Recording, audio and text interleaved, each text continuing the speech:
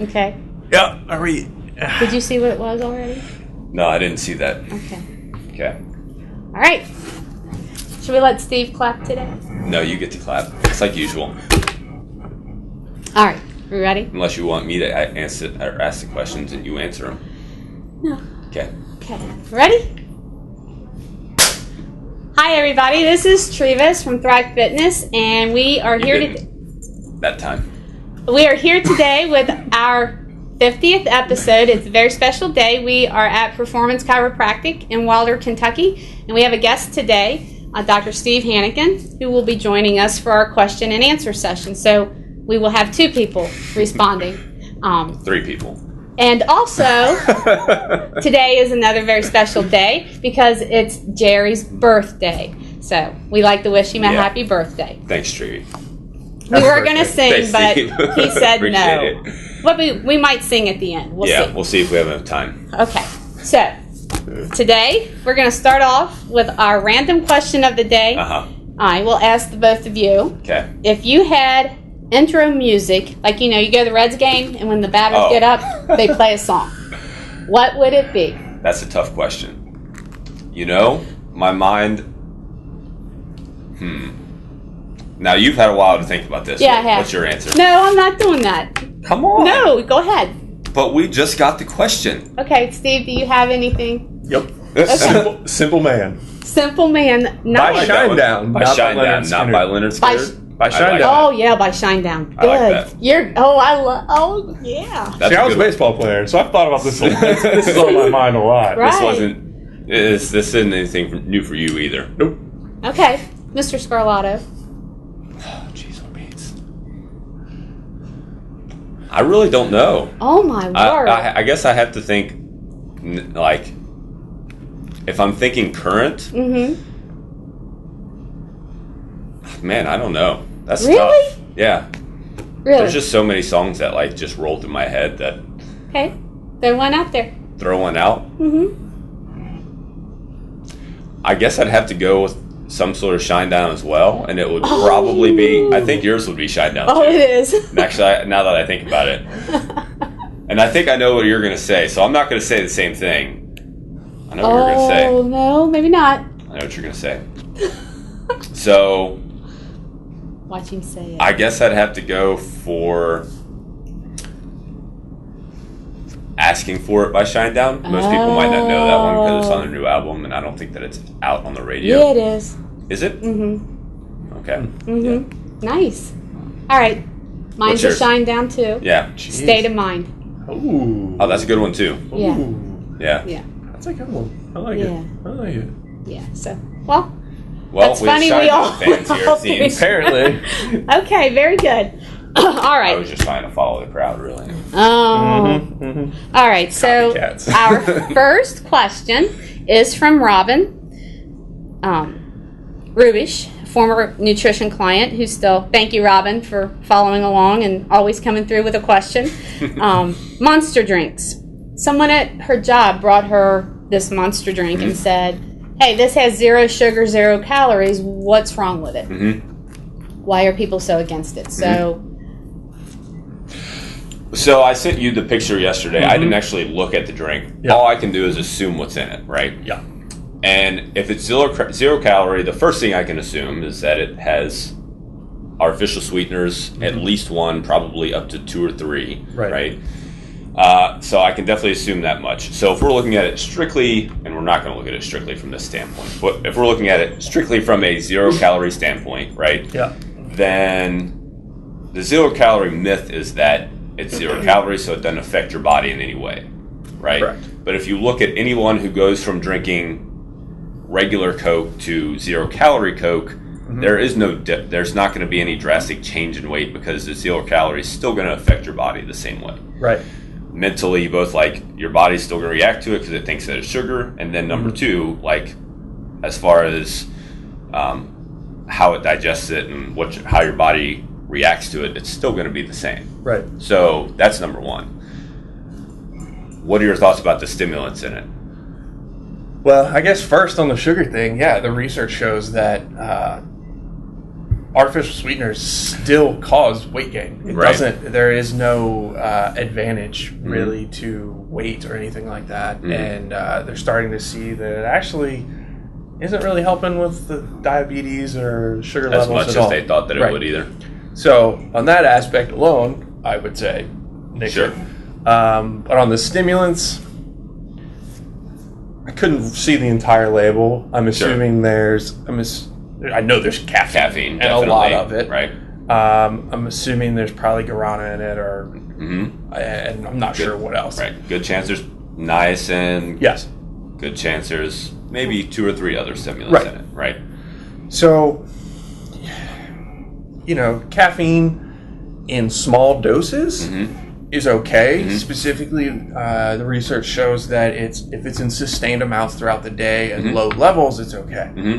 That's not what we're talking about in a Monster Energy drink. No. We're talking about a massive influx of caffeine. So you're going to talk about that's going to throw you into all kinds of issues in your body. Yep.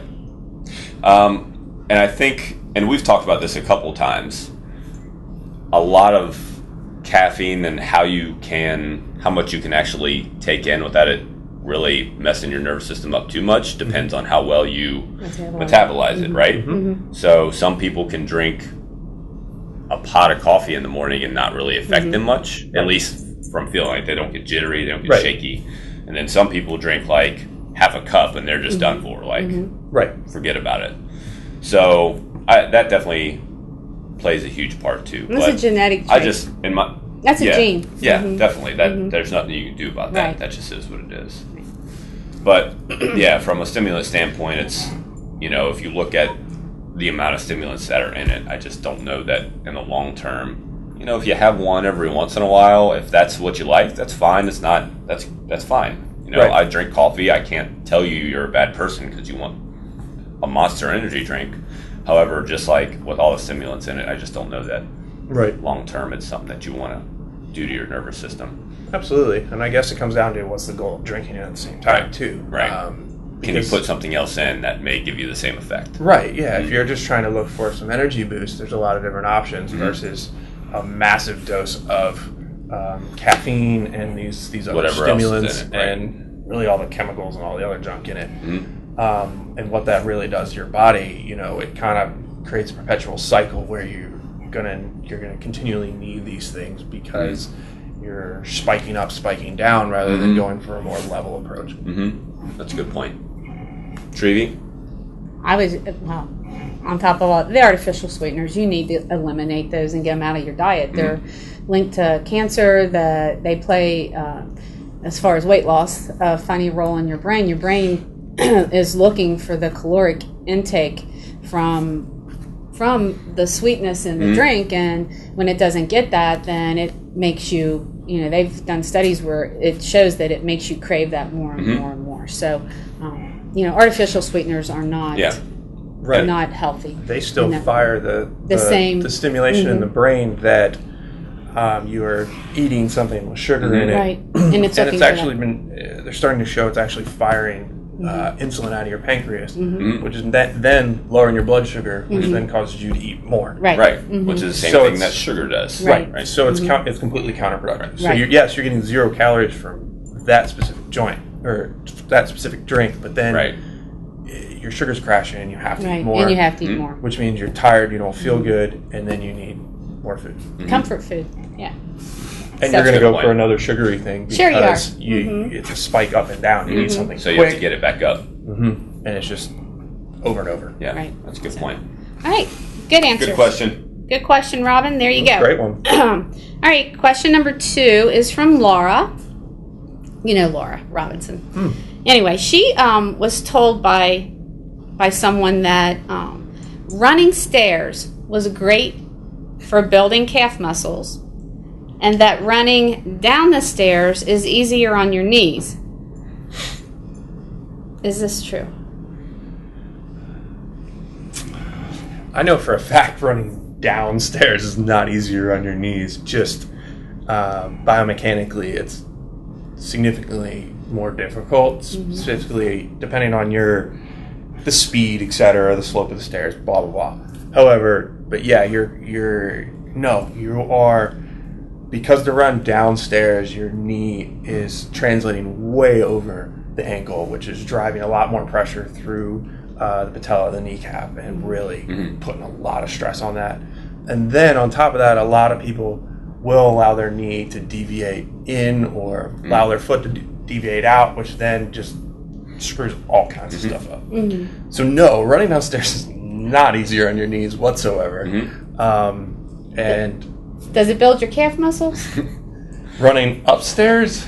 Just running steps. Just running steps? You see a lot of people will go and they'll run the stairs as a cardio activity. I think it's more for a cardio benefit to run stairs than muscle building, but... Yeah. I would say it's not the best because you're not getting... If you're going to be running upstairs, you're really going to be keeping the foot in flexion. You're not really going to be letting that heel come down very much, which means there's not a whole lot of movement through in the calf. Gastrocnemius and soleus to be able to get now if you're gonna run them and let your let your heel drop all the way into extension in each step, I guess, but I think you would look funny. I think you could come up with a lot better exercises that are better on your body. I would keep the stairs to cardio. It works more the upper leg. What do you think? Well, he already covered the knee part. I'm not even going to worry about covering that. I can tell you from experience, I'm going to take this strictly like from a fitness standpoint, right? So he already covered like the question, but I think a lot of people run stairs for the cardio part. And obviously if you're looking at it from a cardio perspective, it's definitely going to make you tired because you're running up instead of flat, right? However, I've always noticed, both from people and myself, sometimes stairs have this funny way of messing with your back because of the reach that you have to go through to get up to the next stair. Right. What I haven't noticed that with is running hills as much, which is a little counterintuitive because you're still running up. But I think with stairs, maybe because of the position of your foot, whenever you have to plant and go up, because the stair's flat and the hill's not flat, the hill's angled, so you're running technically flat but not, if that makes any sense. Correct. So I would just say stairs are great. It's going to give you a good cardio hit. If it bothers your back, if you have a bad back and you want to do something like that, I would just say run hills, and you're going to get maybe a little more benefit out of it and not, possibly hurt your back. Right. So I've just had a couple people say things like that to me. So my only input on this is the few times I've ran stairs. Maybe this is where people think that it builds your calf muscles. Is I'm nearly crippled. I think it's from your leg being, your calf muscle being pulled up. That's when I get up out of bed the next day. And you have to put your foot flat. Right, because your entire workout's been done with your calf in a shortened position. Right. And as soon as you put your heel down, you're lengthening it. Right. So all that micro damage you did in the muscle is in a specific portion and in a specific position. So maybe that's why once you start dropping your heel back down on the ground and walking on flat, it's completely different. And that doesn't happen when you run hills. I've noticed. Because your foot's going to be in a different position. You're gonna send when you're running a hill, your heel's gonna drop in more.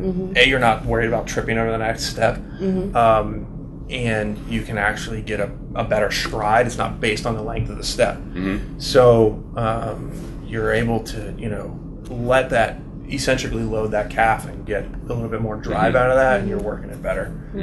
It also helps with ankle and hip mobility. So is there any exercise you believe helps build calf muscles? Look, if your goal is to get bigger calves, number one, what are your genetics? My brother-in-law, he's probably 30 pounds heavier than me and maybe 5 or 6% body fat. He's a big beefy dude, right? He's done calves almost every day of his life for the last 15 years, and his calves are smaller than mine, and I haven't done a calf exercise in probably 5 years. Right. So, number one, what are your genetics? Number two, you can try two things. If you want to build the calf, the gastrocnemius, which is the big muscle that everyone sees, you have to stand up and do it. Don't sit down and do anything because you're going to build your soleus more, okay? So you have to stand up if you're trying to build the big muscle. So if that's what you want to do, stand up and do some calf raises. And that's about as good as you can do. Get a good range of motion all the way down, all the way up. Yeah. Yep. Exactly. Because really your calf muscle should be getting a workout through your other functional exercises. Yeah, it really it really needs to stay in balance with the front of the leg as well, because you start throwing that out of balance working it that's really a whole hard on other the story. posterior. You start talking about your anterior tibialis and people like no one ever messes with. Really, yeah. I mean, unless there's a real functional weakness problem, I would let the calf do its thing through other activities. Mm-hmm. Good. Okay. Good answer. Good question. That was a great question. Yeah. All right. And question number 4 is from Kevin, and he wants to ask, when will adjustments hold? He's talking about, cracking your back or adjusting your neck or whatever, and why do they pop back out so quickly? That's a very loaded question. So I'll try to keep it as simple and quick, I guess, and brief as possible. So, all right, Kevin. So,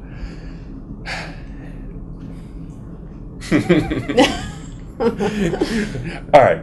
So adjustments don't hold, or we lose mobility in a segment or a region because we have some sort of stress, and that can be physical, chemical, emotional, on the body. So the most common is going to be your physical stress, and that can be from posture, that can be from activities, that can be from weaknesses in muscles, that can be from all kinds of things, anatomy on certain people, and all and all those things lead to different stresses at different areas. And on top of that, then we have movement patterns, and that's where it gets even more complicated. But if we're not moving properly, these stresses get put in places they're not supposed to be, and then that starts to drive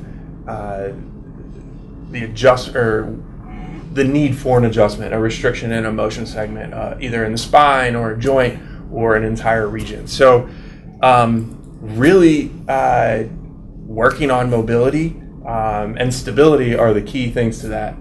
Making sure an area is stable and has proper motion is going to keep that segment moving properly, and therefore the adjustment will hold longer.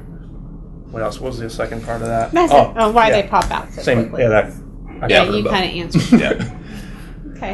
Yeah, not really a whole lot else I can say about that. I mean, that's basically your wheelhouse. Yeah, it's your thing. But just when you look at everything, most things go back to posture or dysfunction. Yep. I mean, and maybe everything goes back to posture or dysfunction, right? Yeah.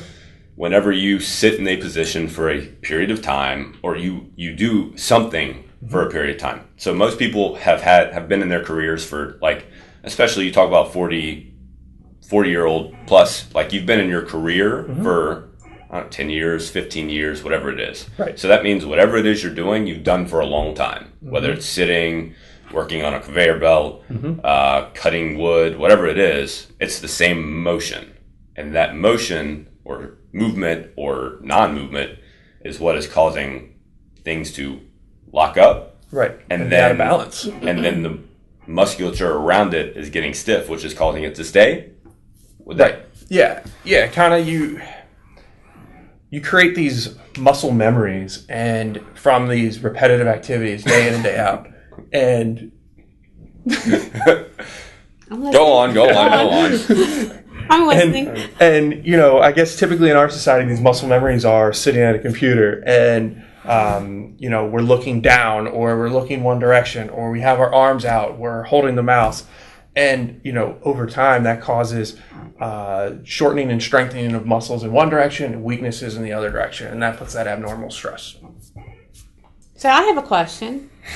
So, no, I'm listening to the two of you. Okay, so you talk about, losing mobility in a section. So is there any way, if someone came and got an adjustment, and then their trainer builds a program, if they have a mobility issue in a some segment of the body, then can a trainer or coach help keep that mobile so that they don't have to, that maybe the adjustment doesn't fall back out so quickly? Absolutely. So the two could work together, right? Absolutely. I think with the right person. Now the hard thing is with the right person, and it goes both ways, with the right chiropractor and with the right trainer, right? So you can have a bad chiropractor that doesn't know what they're saying, and you can have there are much more, and I hate to say this, there are much more bad trainers than there are bad chiropractors,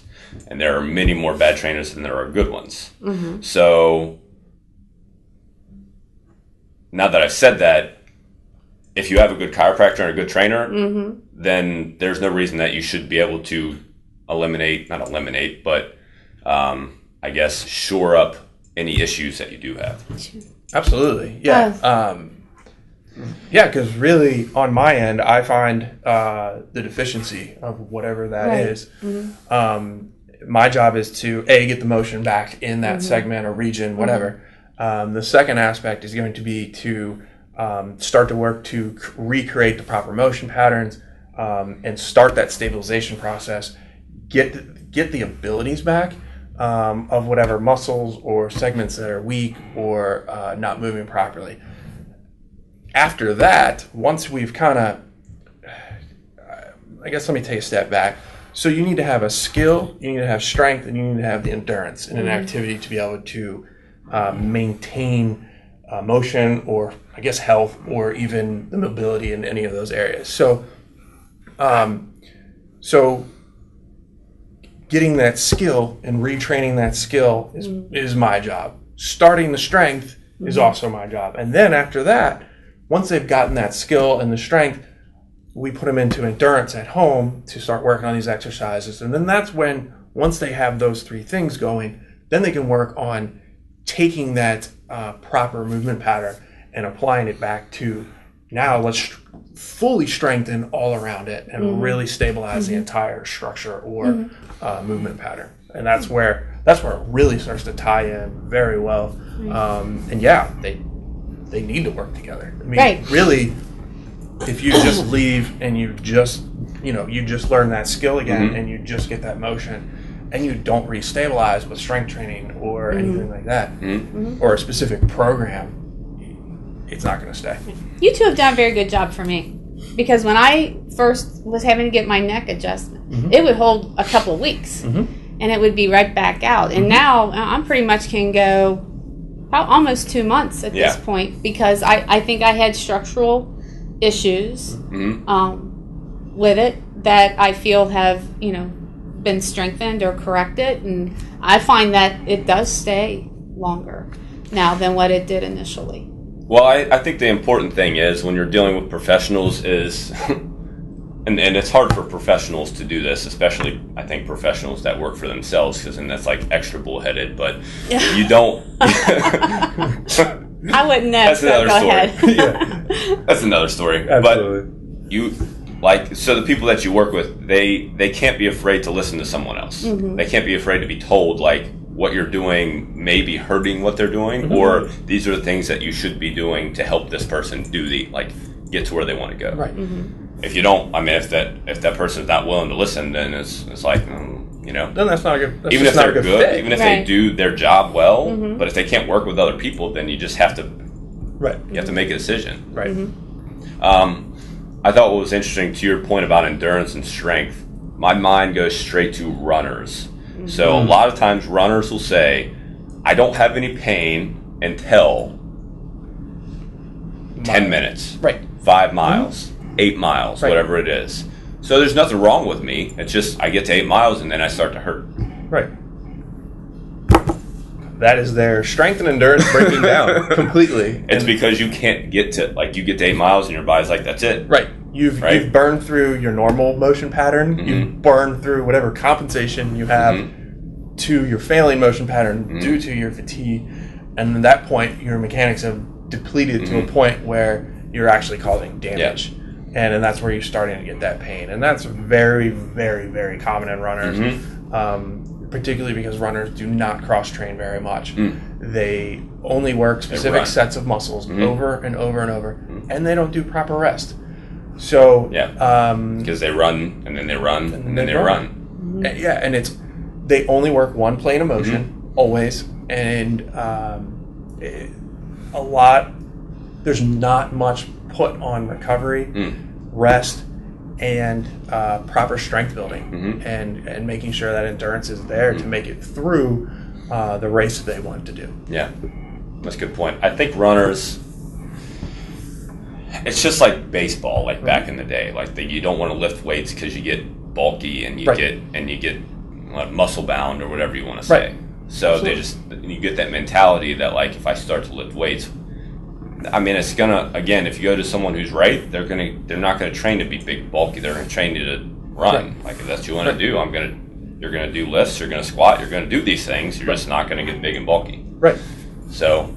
And you can gain mass and maintain and mobility. still run fine. Right. Yeah. And in fact, you need strength to run faster, longer, and that kind of thing. But that needs to be balanced with the endurance and maintaining mobility. And that's key to runners. And keeping that.